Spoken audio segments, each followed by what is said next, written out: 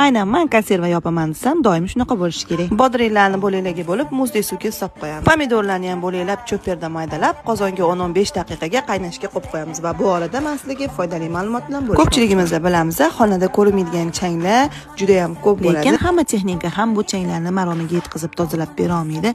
Aynan Roboclean bilan ulardan xalos bo'lish juda ham osonroq. Havodiy changlarni tozalagandan keyin suvni kirini ko'ryapsizlarmi? 11 ta nasotkasi mavjud bo'lib, har birining o'zining vazifasi bor. Gilam tagidagi changlarni qoqib, hattoki o'zingiz yuvsangiz ham bo'ladi. Aynan shu funksiyasini bo'lsa xonaga yoqib qo'ysanglar, tog'ning toza havo atmosferasini beradi. Gilamlarni qoqib tozalagandan keyin chiqqan changlarni, kirlarni ko'ryapsizlarmi? Suvning loyqaligiga qarab bo'lmaydi. Aytgandek, mebellaringlarni ham bemalol tozalab olsanglar bo'ladi. Ishonarli bo'lishi uchun haligi tamatdan ham to'kib tozalab ko'rdik. Ko'rishingiz mumkin, gilam bir pasda dog'lardan xalos bo'ldi. Maqtadingiz, bu juda texnikani qatdan olsam bo'ladi deb so'rayotganlarga belgilab qo'ygan profilimga murojaat qilishingiz mumkin. Konservamizga qaytadigan bo'lsak, bodringni va boshqa kerakli narsalarni ham sovolib, 5 daqiqa qaynatib, bemalol bankalarga joylab olsak bo'ladi. Sizlarga ham tavsiya qilaman, albatta tayyorlab ko'ringlar, yoqimli ishtaha.